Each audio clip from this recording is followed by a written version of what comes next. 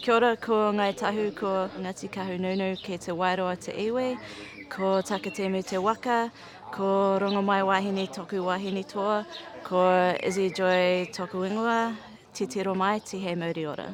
Hi, I'm Izzy. I'm from Ngāi Tahu and Ngāti Kahununu ki te Wairoa on the east coast.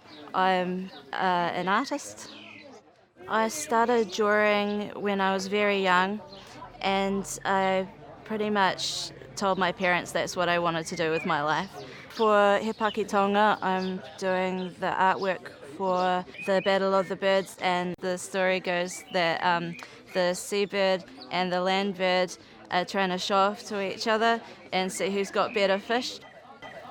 My style that I use for this is very linear, light, fresh colours, delicate.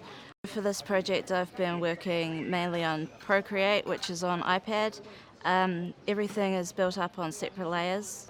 For example, with Battle of the Birds, each bird is made on a different layer so that they can move around, that their wings can move as well, and it just gives the whole story more dynamic. Nature and birds are definitely my favourite thing to draw.